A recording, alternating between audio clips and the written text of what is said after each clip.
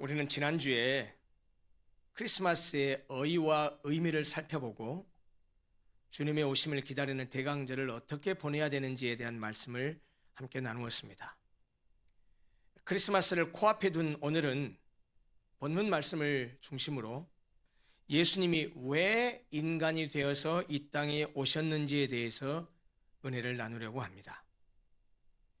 우리가 읽은 본문은 인류의 구원자, 즉 메시아의 탄생 기록입니다.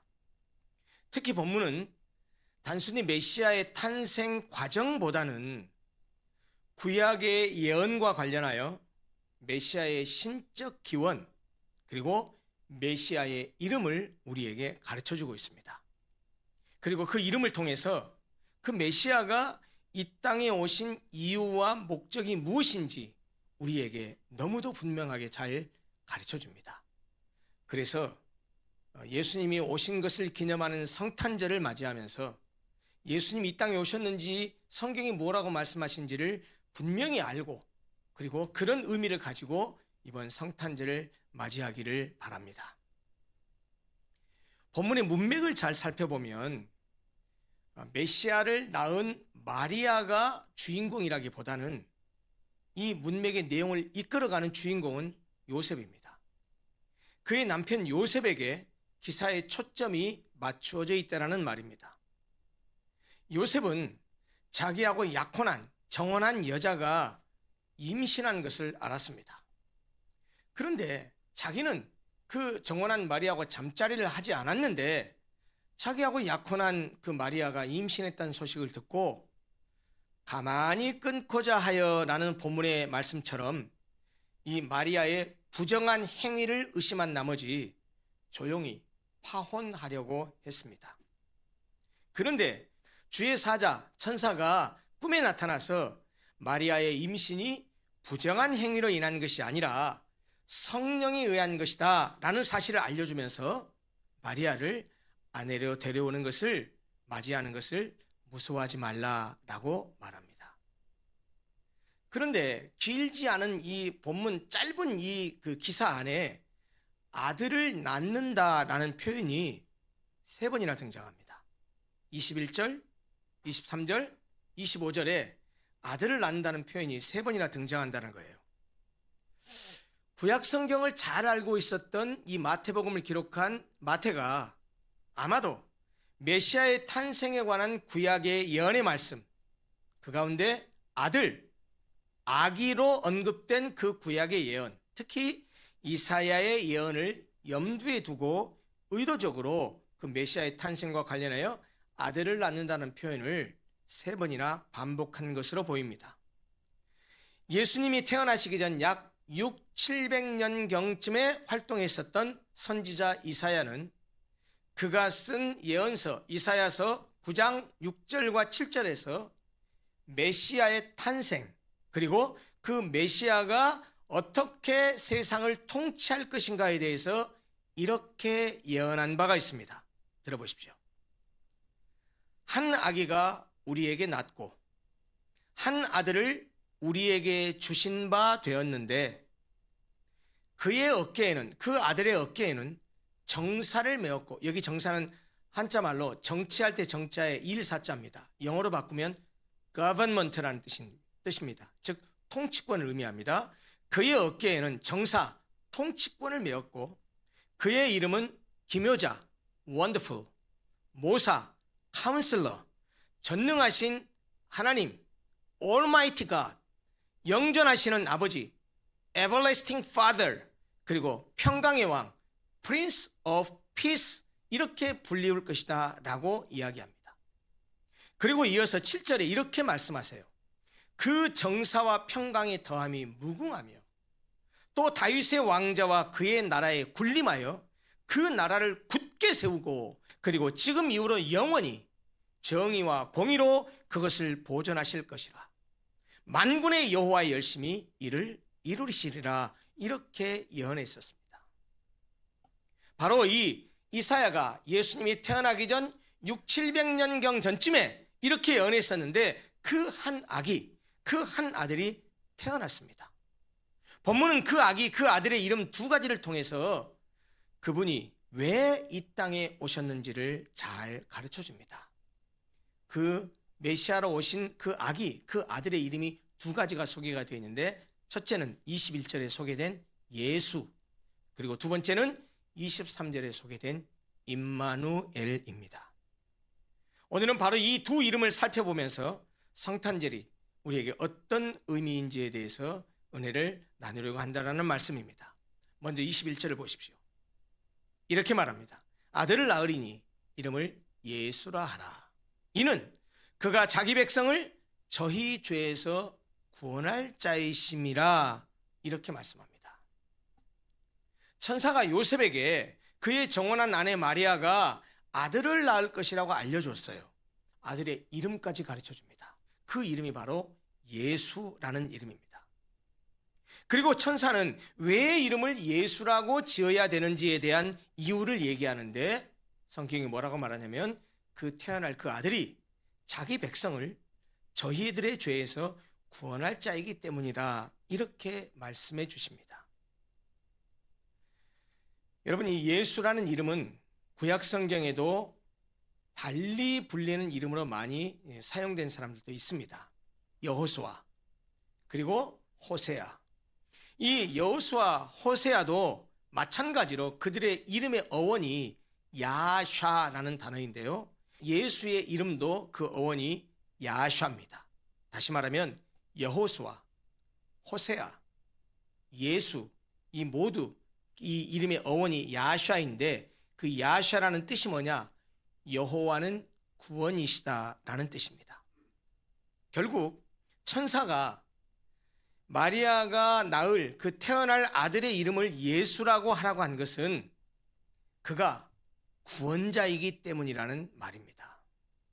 자, 그러면 그 태어난 아기 예수가 누구를 구원할 것이라고 했습니까? 천사는 명확하게 가르쳐 줬습니다. 누구를 구원한다고 했죠? 자기 백성, 곧 예수 그리스도의 백성입니다. 그러면 도대체 누가 구원받을 예수 그리스도의 백성일까요? 예수가 통치하고 다스리는 백성, 예수를 영적인 통치자로 인정하는 백성, 그를 메시아로 믿는 모든 신자들을 바로 자기 백성이라고 말합니다. 그러니까 여러분과 저 같은 사람들이죠. 그리고 예수는 자기 백성을 그들의 죄에서 구원할 자라고 했습니다. 예수께서는 인간의 가장 근원적이고 심각한 문제인 죄를 해결하기 위해서 오셨습니다. 그래서 성경은 예수께서 그의 피로써, 그의 죽음으로써 우리의 죄를 대신 갚기 위해서 이 땅에 오셨다는 사실을 곳곳에서 강조하고 있습니다. 예수님이 이 세리 마태를 제자로 부르셨어요. 그러고 나서 그의 집에 가서 음식을 함께 잡수셨는데, 그 음식 상에 세리, 창기, 이런 당시에 죄인의 대명사들이 함께 와서 식사를 하고 있었어요. 근데 그걸 누가 봤냐? 바리새인들이 봤어요. 바리새인들이 제자들에게 핀잔을 주시듯이 궁시렁궁시렁 하고서 입술을 이렇게 내밀면서 얘기를 했어요. 그게 무슨 말이냐면, 야, 너희 선생은 왜 저렇게 세리와 죄인들하고 같이 밥을 먹냐? 라고 핀잔을 두듯이 제자들에게 이야기했어요. 근데 그 얘기를 예수님이 들으셨어요. 그 말씀을, 그 얘기를 들으신 예수께서 이렇게 그 바리새인들에게 대답하셨습니다. 잘 들어보세요. 건강한 자에게는 의사가 쓸데없고 병든 자에게라야 쓸데있느니라. 그런데 예수님이 이 말씀을 딱 던져놓고 아주 일반적인 말씀이세요. 그런 다음에 이렇게 말씀하셨어요. 너희는 가서 내가 긍휼을 원하고 제사를 원하지 아니하노라 하신 뜻이 무엇인지 좀 배워라 그랬어요. 나는 의인을 부르러 온 것이 아니요 죄인을 부르러 왔노라, 이렇게 말씀하셨어요. 그러니 앞에서 건강한 자가 누굽니까? 의인이에요. 병든 자 누구예요? 죄인이에요. 그러니까 의사 누구예요? 나라는 거예요. 나 예수. 의인에게는 필요 없어. 죄인이 나를 필요로 하는 거야. 나는 죄인을 위해서 온 거야 라고 예수님께서 이 땅에 오신 이유가 죄인을 구원하러 오셨다는 사실을 예수님 당신께서 선언하신 거예요. 예수님은 죄인들을 구원하기 위해서, 다시 말해서 죄인들을 위해서 대신 죽기 위해서 이 땅에 오신 것입니다. 예수님 12제자 가운데 형제가 있었습니다. 야고보와 요한. 이들은 세베대의 아들들이었는데 어느 날 이 야고보와 요한의 어머니가 치맛바람을 일으킵니다. 예수께 와서 요청하기는 뭐라고 말하냐? 예수님, 내 이 두 아들 가운데 아들 하나는 당신 오른편에 앉아주시고 다른 아들 하나는 당신 왼편에 앉아주십시오.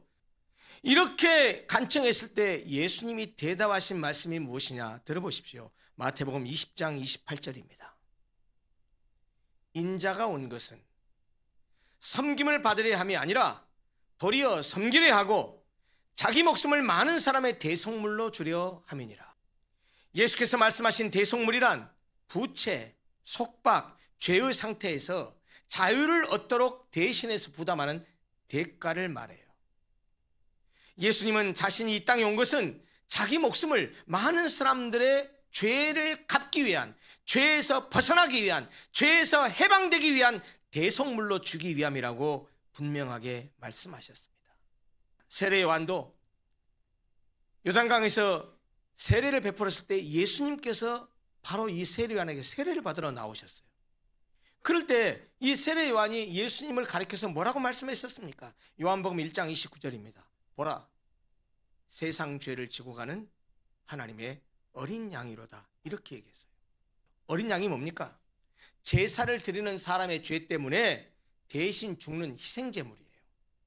그런데 예수님이 그 어린 양이래요. 그것도 세상 죄를 지고 가는 어린 양이래요. 무슨 말입니까? 예수님은 세상의 모든 죄, 세상 사람들이 지은 모든 죄를 짊어지고 우리 대신 죽는 어린 양으로서 이 땅에 오셨다는 사실을 말하고 있는 겁니다. 아까 말씀드린 대로 예수께서 이 땅에 오신 이런 목적은 십자가에서 죽으심으로써 완성되었습니다. 요한복음 19장 30절을 보면 예수께서 머리를 숙이고 영원히 돌아가시기 전에 마지막으로 하셨던 말씀이 있습니다. 우리나라 성경에는 다 이루었다라고 번역이 되어 있죠. 이렇게 번역된 헬라어의 원어가 뭐라고 했습니까? 테텔레스타이라는 단어인데요. 이 단어의 본래의 뜻은 완수하다, 청산하다, 지불하다, 빚을 갚다, 값을 치르다, 여러 가지 의미를 가지고 있습니다. 예수님이 마지막 숨을 거두실 때 다 이루었다라고 말씀하셨던 것은 당신의 목숨을, 당신의 생명을 들이심으로 우리의 모든 죄값을 갚았다, 우리의 모든 죄값을 해결했다, 우리의 모든 죄값을 해결하고 이제 죄로부터 자유롭게 했다라고 하신 그런 뜻입니다. 우리를 구원하셨다는 뜻이죠. 예수께서는 우리를 죄에서 구원하기 위해서 이 땅에 오셨습니다. 바로 우리를 위해서 구원하러 오셨다는 의미를 가진 그 메시아 이름이 예수고, 그 예수의 탄생을 기념하는 것이 바로 크리스마스 성탄절입니다. 두 번째입니다. 본문에 나오는 그 아들의 다른 이름이 하나 더 있는데 그게 23절의 임마누엘입니다. 23절에 인용된 말씀은 구약성경 이사야 7장 14절에서 인용한 말씀인데, 이 말씀은 이사야 선지자가 하나님으로부터 받은 메시지를 전하면서 당시의 유다 왕이었었던 아하스 왕에게 준 예언입니다. 그런데 이 예언 중에 나오는 이 임마누엘이라는 이름은 바로 하나님께서 그 이사야 선지자를 통해서 장차 오실 메시아에 대한 이름으로 약속하신 거예요. 당시 유다는 주변 강대국들의 위협 속에 쌓여 있었습니다. 이사야가 이 아하스 왕에게 아니다, 걱정하지 말아라, 하나님이 너희를 지키실 것이다 라고 말씀하면서 그 하나님께서 이스라엘을 지키신다라고 하는 그 징표, 하나님의 징표를 통해서 하나님께서 그들을 구원하신다는 사실을 보증하고자 했는데, 그 징표로 주신 말씀이 보라, 처녀가 잉태하여 아들을 낳을 것이요 그 이름을 임마누엘이라 하리라 하는 이 말씀이었다라는 거예요. 그런데 여기에 인용된 이 이사야서에 있는 이 처녀가 잉태하여 아들을 낳는다. 여러분 아무렇지 않게 들어서요 그냥 지나갈지 모르지만, 여러분 처녀가 무슨 뜻이에요? 이 처녀로 번역된 히브리어가 알마라는 단어거든요. 이 알마라는 단어는 결혼을 하지 않아서 성 경험이 없는 젊은 처녀라는 뜻이에요. 근데 처녀가 어떻게 애를 낳냐는 거예요. 성 경험이 없는, 성적 경험이 없는 여자가 어떻게 아들을 낳습니까? 이거 불가능한 일이에요. 그런데 하나님께서는 처녀가 아들을 낳는 이 불가능한 일을 행하시겠다는 거예요. 이스라엘이 그렇게 지키겠다는 거예요. 그런데 그 처녀가 아들을 낳아서 이름을 임마누엘이라고 할 것이라고 말씀하시는데 그 임마누엘의 의미가 너무 깊다라는 겁니다. 임마누엘이라는 말은 히브리어죠. 임이라는 말이 전치사입니다. 영어로 말하면 with, 무엇무엇과 함께라는 뜻이고요. 마누라는 말이 영어로 말하면 us, 우리들이라고 하는 복수 전미사입니다. 그러니까 임마누 두 단어를 합치면 어떻게 되죠? 우리와 함께하다라는 뜻입니다. 그리고 마지막에 있는 엘이라는 것은 하나님이라는 뜻이죠. 그러니까 임마누엘, 그렇게 되면 어떻게 됩니까? 하나님이 우리와 함께 계시다, 이런 뜻입니다. 여러분, 그런데 보세요. 하나님의 아들이, 즉 예수께서 이 땅에 오신 이유가 임마누엘 하기 위해서 오셨다는 거예요. 즉 우리와 함께 하기 위해서 오셨다는 겁니다. 사실 이 말은, 임마누엘이라는 말은요, 이름이라기보다는 고유명사, 저 이름이 윤병훈이잖아요. 마리아의 몸에서 태어난 한 자연인 인간인을 가리키는 이름이 예수였어요. 그런데 이 임마누엘은 그런 이름이라기보다는 사실 별칭입니다. 어떤 별칭이냐? 그 아들의 인격 속에 내재된 속성을 나타내는데요. 쉽게 말해 임마누엘은 하나님이 그의 백성의 구원을 위해서 동정녀를 통해서 이 땅에 보내실 자는 하나님 자신이 육체가 되신 성육신하신 존재라는 사실을 나타내 준다는 점에서 임마누엘은 별칭이라고 말할 수 있다는 겁니다. 근데 여러분, 하나님이 어떻게 인간과 함께 할 수 있죠? 하나님은 의롭고 거룩하신 분인데 우리는 죄인인데 어떻게 의롭고 거룩하신 하나님이 이 죄인인 우리와 함께 할 수 있냐라는 거예요. 그것은 처녀가 아들을 낳는 것이 불가능함과 같이 하나님이 인간과 함께 거한다는 것은 전혀 불가능한 일입니다.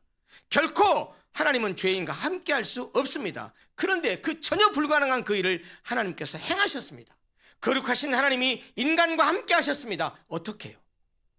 어떻게 하나님이 인간과 함께 했습니까? 자기를 낮추셨습니다. 하나님의 아들을 우리와 똑같은 인간으로 이 땅에 보내셨습니다. 그리고 하나님의 아들이 인간이 돼서 이 땅에 오신 이유가 바로 그렇게 우리와 함께하기 위함이라는 말입니다. 그것을 말하고 있는 것이 요한복음 1장 14절이에요.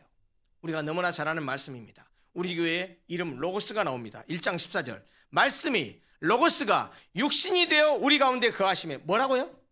말씀이 육신이 되었대요. 그래서 어떻게 했다고요? 우리 가운데, 우리 인간들 가운데 거하셨답니다. 우리가 그 영광을 보니 아버지의 독생자의 영광이요 은혜와 진리가 충만하더라. 말씀이 육신이 되어서 우리 가운데 거하셨대요. 여기서 거한다라고 하는 것이 무슨 뜻이냐면 구약적 개념입니다. 장막을 치다, 천막을 치다라는 뜻입니다. 하나님의 아들이 육신이 되신 것은 육체인 인간과 함께하기 위함이에요. 그것이 바로 임마누엘의 의미입니다. 그렇죠. 임마누엘을 하기 위해서 오신 하나님의 아들 예수님은 우리에게 약속하셨습니다. 늘 우리와 함께 하시겠다고. 마태복음 마지막 장 마지막 절에 대위명령 하실 때 뭐라고 말씀하십니까? 세상 끝날까지 내가 너희와 항상 함께 있으리라 라고 약속하셨죠. 이 땅에 육체가 되어 오셔서 십자가에 못 박혀 죽으시고 부활하시고 승천하셨기 때문에 지금은 더 이상 육체로는 우리와 함께 할 수 없으십니다. 그러나 예수님은 우리를 고아처럼 버려두지 않으시려고 성령을 보내주셔서 늘 우리와 함께하고 계십니다. 우리 안에 오신 성령 하나님은 세상 끝날까지 우리 안에 거하시면서 우리와 함께하시고 우리를 지키시고 보호하시고 위로하시고 우리에게 힘을 주시고 용기를 주시고 우리의 삶을 인도해 주십니다. 그분이 바로 보혜사 성령님입니다. 임마누엘의 예수님은 지금도 성령으로 우리와 함께 하십니다. 우리가 현실을 바라보면 한숨만 나오고 즐거울 일도 없고 기쁠 일도 전혀 없지만 낙심하고 좌절하고 실패하고 넘어져 있는 우리를 일으키시고 우리와 함께 하십니다. 우리에게 힘과 용기를 주십니다. 실제로 하나님의 아들이 사람이 되셔서 인간 세상에 오시고 우리 인간들 속에서 사셨습니다. 우리의 삶을 직접 경험하셨습니다. 우리의 아픔과 고통, 괴로움과 슬픔을 직접 경험하셨습니다. 그래서 인간이 되어 오신 하나님의 아들, 즉 우리 주 예수 그리스도는 우리 인간을 너무나 잘 알고 우리를 너무나 잘 이해하십니다. 그래서 우리가 지치고 힘들었을 때, 고통과 고난 속에 있을 때, 사랑하는 아들아, 사랑하는 딸아, 힘들지? 울지 마. 힘들어하지 마. 내가 있지 않니? 내가 너와 함께 하지 않니? 일어나 나랑 함께 하자 라고 여전히 지금도 우리에게 그렇게 말씀하고 있는 것입니다. 지금도 하나님의 보좌 우편에서 우리를 위해서 간구하시는 것도 우리를 누구보다 잘 아시기 때문입니다. 설교를 마치겠습니다. 하나님은 우리를 위해서 아들을 주셨는데 그 아들이 이 땅에 오신 이유가 무엇입니까? 우리를 죄에서 구원하기 위함입니다. 그의 이름이 바로 예수입니다. 또 우리와 함께 하시기 위함입니다. 그래서 우리는 그 아들을 임마누엘이라고 부릅니다.